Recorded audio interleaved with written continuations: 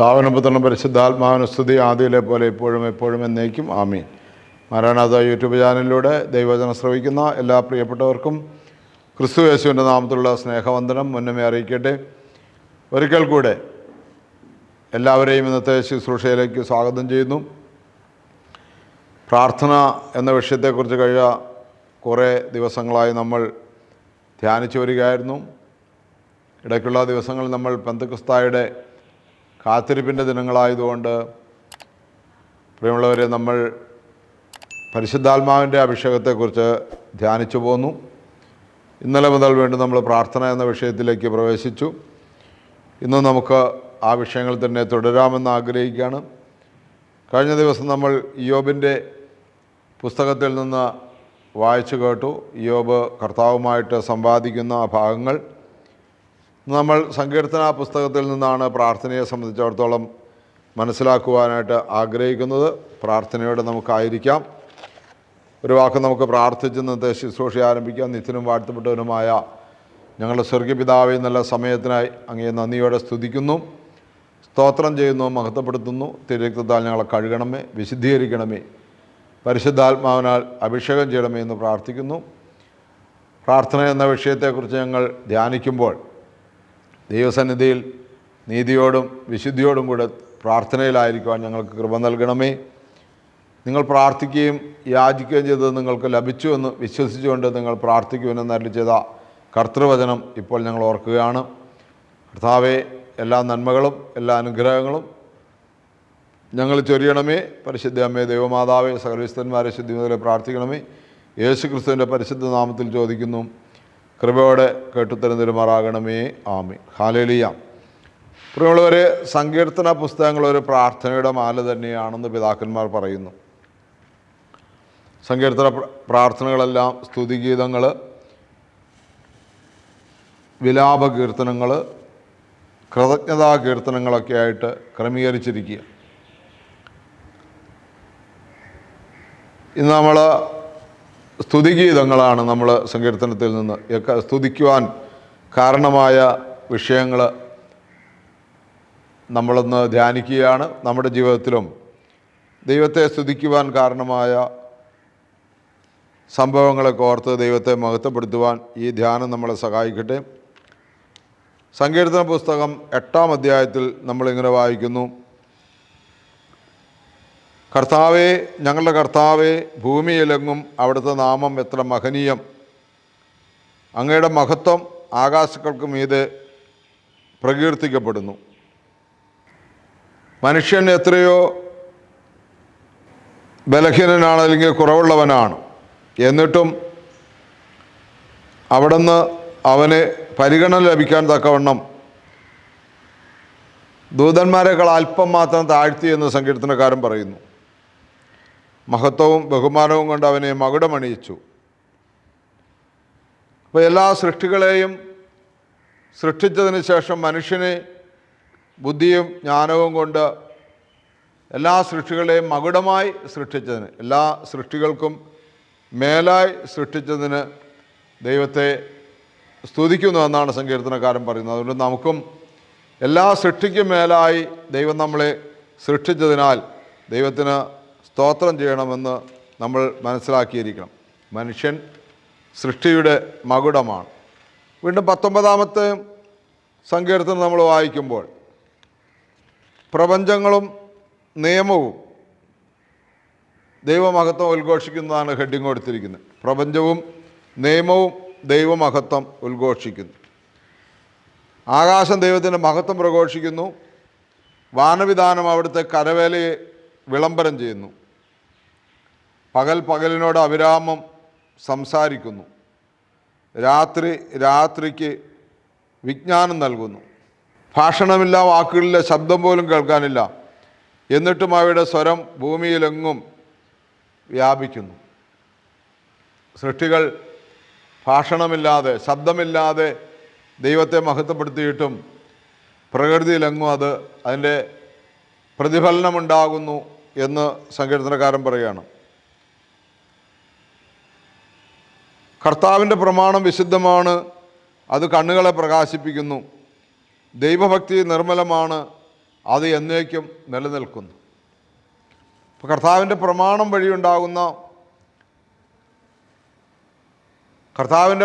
വഴി കർത്താവ് സൃഷ്ടിച്ച ഓരോ സൃഷ്ടികളും പ്രപഞ്ചവും ഭൂമി മുഴുവനും ദൈവത്തെ മഹത്വപ്പെടുത്തുന്നു എന്നുള്ളതാണ് 19-ാമത്തെ സങ്കീർത്തനത്തിലൂടെ നമുക്ക് മനസ്സിലാക്കാൻ കഴിയുന്നു. അതുകൊണ്ട് ഇത്രയും മനോഹരമായി ഈ പ്രപഞ്ചത്തെ സൃഷ്ടിച്ച് നമ്മുടെ കയ്യിൽ ഏൽപ്പിച്ച ആ ദൈവസ്നേഹത്തെ ഓർത്ത് നമുക്ക് നന്ദി പറയേണ്ട ആവശ്യമുണ്ട്. നമ്മുടെ പ്രാർത്ഥന അതുപോലെ അനുഗ്രഹപ്രദമായി തീരുവാൻ നമുക്ക് കർത്താവ് വരം നൽകട്ടെ എന്ന് നമുക്ക് പ്രാർത്ഥിക്കാം. ഒപ്പം തന്നെ 29-ാമത്തെ സങ്കീർത്തനം 29 നമ്മളിപ്രകാരം വായിക്കുന്നുണ്ട്. കർത്താവിൻ്റെ സ്വരം ശക്തമാണ്. അതുകൊണ്ട് കർത്താവിൻ്റെ സ്വരം ശക്തമായതുകൊണ്ട് കർത്താവിനെ നമ്മൾ സ്തുതിക്കണം.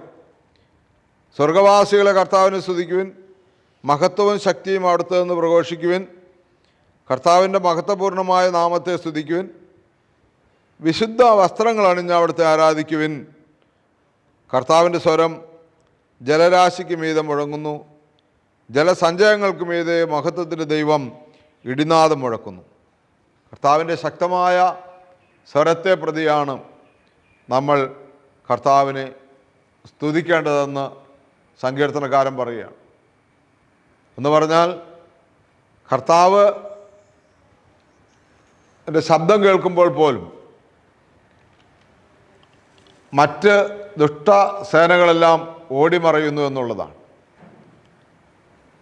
കർത്താവിൻ്റെ ശക്തമായ വാക്കുകൾക്ക്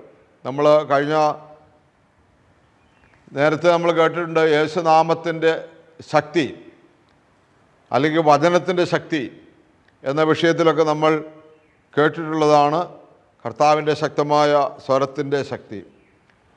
അതുകൊണ്ട് എല്ലാ നാമങ്ങൾക്കും മേലായ നാമമാണ്, ആ ശബ്ദമാണ്, ആ സ്വരമാണ് നമ്മളെ ഇന്ന് ഭയം കൂടാതെ ദൈവസന്നിധിയിൽ നിർത്തുന്നത് എന്നുള്ള തിരിച്ചറിവോടുകൂടി കർത്താവിനെ സ്തുതിക്കണമെന്ന് 29-ാമത്തെ അധ്യായം സങ്കീർത്തന പുസ്തകത്തിൽ നിന്ന് നമ്മളോട് സംസാരിക്കുന്നുണ്ട് സങ്കീർത്തനക്കാരൻ. 33-ാമത്തെ അധ്യായത്തിൽ നമ്മൾ വായിക്കുന്നത് സൃഷ്ടാവും പരിപാലകനുമായ ദൈവത്തെയാണ് സ്തുതിക്കേണ്ടതെന്നാണ്. നമ്മൾ പ്രാർത്ഥിക്കുന്ന ദൈവം സൃഷ്ടാവും പരിപാലകനുമാണ്. അതുകൊണ്ട് എങ്ങനെയാണ് നീതിമാന്മാരെ കർത്താവിൽ ആനന്ദിക്കുവിൻ. സ്തോത്രം ആലപിക്കുന്നത് നീതിമാന്മാർക്ക് യുക്തമാണല്ലോ. കിന്നരം കൊണ്ട് കർത്താവിനെ സ്തുതിക്കുവിൻ.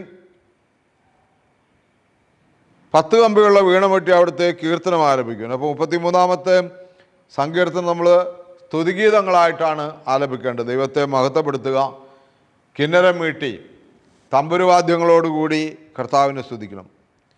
കാരണം എന്താണ്? 12-ാമത്തെ വാക്യം ഇങ്ങനെയാണ് പറയുന്നത്: കർത്താവ് ദൈവവുമായുള്ള ജനവും അവിടുന്ന് തനിക്ക് വേണ്ടി തിരഞ്ഞെടുത്ത ജനതയും ഭാഗ്യമുള്ളവരാണ്. അതുകൊണ്ട് കർത്താവിൻ്റെ സൃഷ്ടാവും പരിപാലകനുമായ ദൈവത്തെ നമ്മൾ സ്തുതിക്കണമെന്ന് സങ്കീർത്തനക്കാരൻ നമ്മളെ ഉത്ബോധിപ്പിക്കുകയാണ്.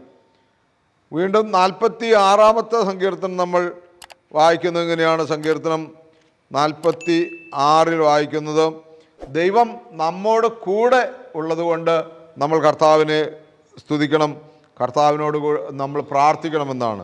1-ാമത്തെ വാക്യം എങ്ങനെയാണ്? ദൈവമാണ് നമ്മുടെ അഭയവും ശക്തിയും, കഷ്ടതകളിൽ അവിടുന്ന് സുനിശ്ചിതമായ തുണയാണ്. ഭൂമി ഇളകിയാലും പർവ്വതങ്ങൾ സമുദ്രമധ്യത്തിൽ അടർന്ന് പതിച്ചാലും നാം ഭയപ്പെടുകയില്ല. ജലം പതഞ്ഞു ഉയർന്നിരമ്പിയാലും അതിൻ്റെ പ്രകമ്പനം കൊണ്ട് പർവ്വതങ്ങൾ വിറകൊണ്ടാലും നാം ഭയപ്പെടുകയില്ല. ദൈവത്തിൻ്റെ നഗരത്തെ, അത്യുന്നതൻ്റെ വിശുദ്ധ നിവാസത്തെ സന്തുഷ്ടമാക്കി കൊണ്ടൊഴുകുന്ന ഒരു നദിയുണ്ട്. എൻ്റെ പ്രിയമുള്ളവരെ, സൃഷ്ടാവും ദൈവം നമ്മോട് കൂടെ എന്നാണ് നമ്മൾ മനസ്സിലാക്കിക്കൊണ്ടാണ് സ്തുതിക്കുന്നത്. ദൈവം നമ്മോട് കൂടെ. അതുകൊണ്ട് സങ്കീർത്തനം 46:10 ഒരു ശ്രേഷ്ഠമായൊരു വാക്കുണ്ട്: ശാന്തമാകുക, ഞാൻ നിങ്ങളുടെ ദൈവമാണെന്നറിയാം. ശാന്തമാകുക, ഞാൻ നിങ്ങളുടെ ദൈവമാണെന്നറിയുക. ഞാൻ ജനതകളുടെ ഇടയിൽ ഉന്നതനാണ്, ഞാൻ ഭൂമിയിൽ ഉന്നതനാണ്. അതുകൊണ്ട് ഇത്രയും വലിയ ഒരു ദൈവം നമ്മോട് കൂടെയുണ്ടെന്നുള്ള ആ സന്തോഷത്തോടു കൂടി നമ്മൾ കർത്താവിനെ ധ്യാനിക്കണം, പ്രാർത്ഥിക്കണം, മഹത്വപ്പെടുത്തണമെന്നുള്ള ഒരു ആലോചനയാണ് സങ്കീർത്തനം 46 നിന്ന് നമുക്ക് കിട്ടുന്നത്. 47 സങ്കീർത്തനത്തിൽ നമ്മൾ വായിക്കുന്നത് തന്നെയാണ് ജനതകളുടെ മേൽ വാഴുന്ന ദൈവം എന്നാണ് അതിന് ഹെഡിങ് കൊടുത്തിരിക്കുന്നത്. ജനതകളുടെ മേൽ വാഴുന്ന ദൈവം. അതിൻ്റെ 2ാമത്തെ വാക്യം, കർത്താവ് അത്യുന്നതനായ കർത്താവ് ഭീതിതനാണ്, അവിടുന്ന് ഭൂമി മുഴുവൻ്റെയും രാജാവാണ്. അവിടുന്ന് രാജ്യങ്ങളുടെ മേൽ നമുക്ക് വിജയം നേടുത്തുന്നു, ജനതകളെ നമ്മുടെ കാൽ കീഴിലാക്കി. അവിടുന്ന് നമ്മുടെ അവകാശം തിരഞ്ഞെടുത്തു തന്നു, താൻ സ്നേഹിക്കുന്ന യാക്കോബിൻ്റെ അഭിമാനം തന്നെ.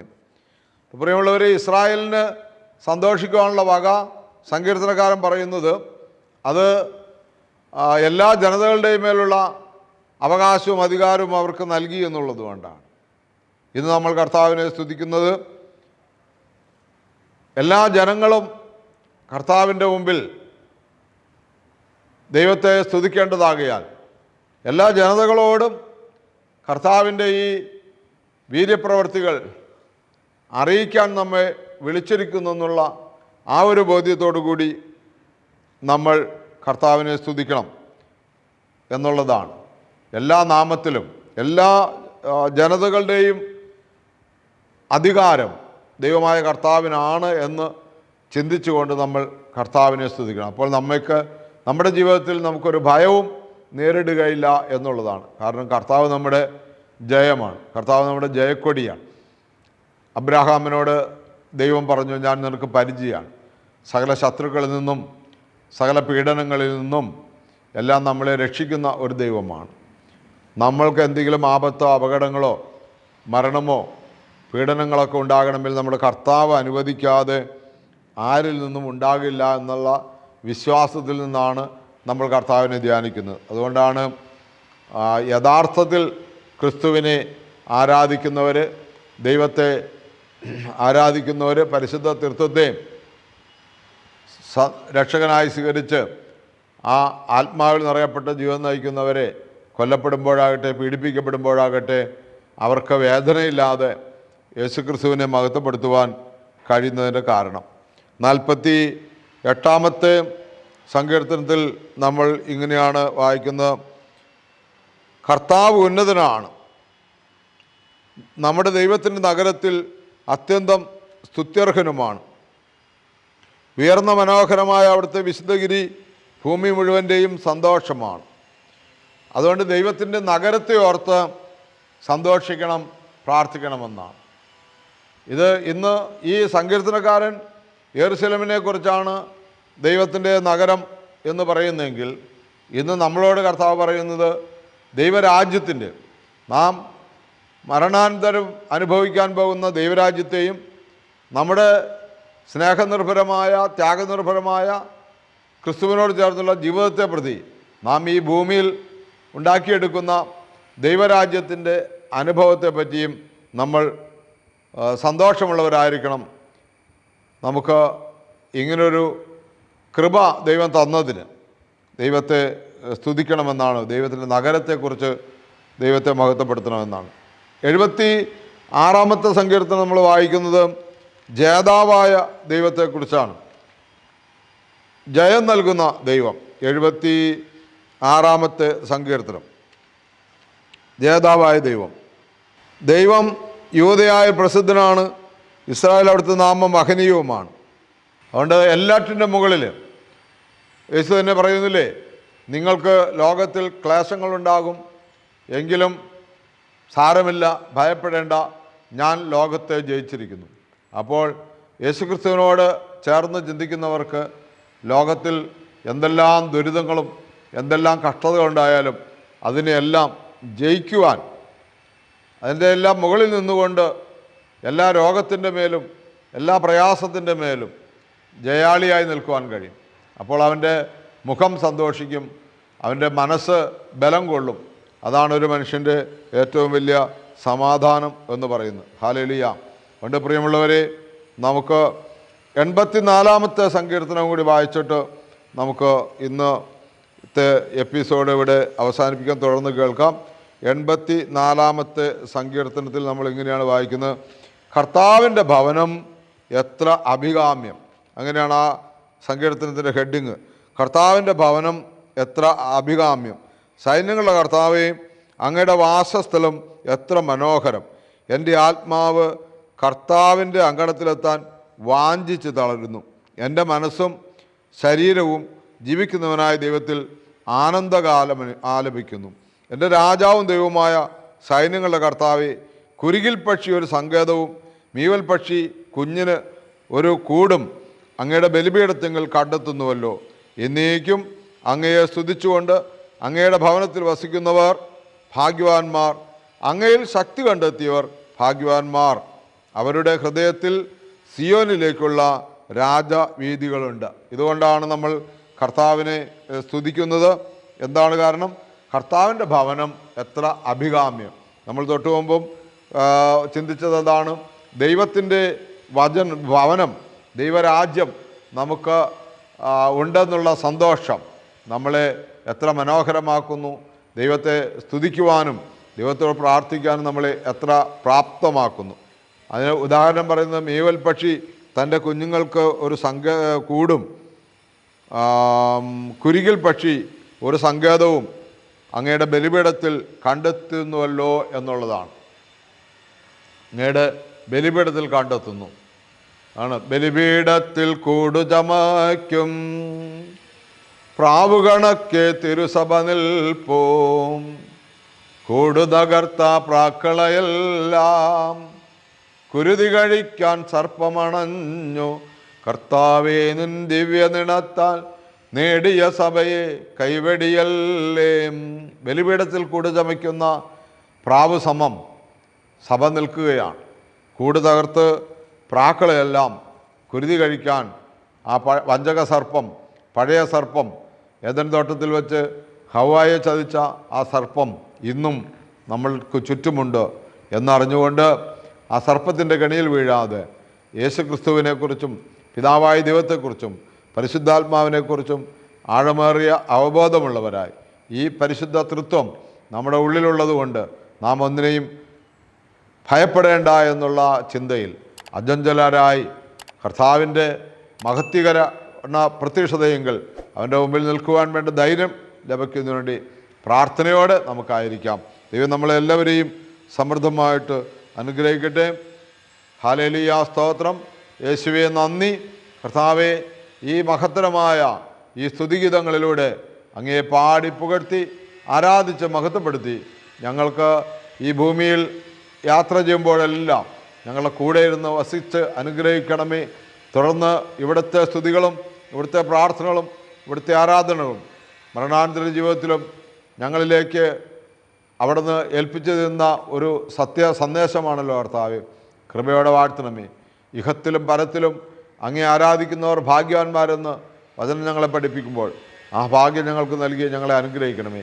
ഞങ്ങളുടെ എല്ലാ നല്ല ആവശ്യങ്ങളും ദൈവമേ തിരുസന്നിധിയിൽ വെക്കുന്നു. ഞങ്ങളുടെ ആവശ്യങ്ങളുടെ മേൽ ഞങ്ങൾ പ്രാർത്ഥിക്കുമ്പോൾ, ഞങ്ങൾ അങ്ങയെ സ്തുതിക്കുമ്പോൾ എല്ലാം അവിടുന്ന് നടത്തി തരുന്ന ദൈവമാണെന്ന് ഞങ്ങൾക്കറിയാം.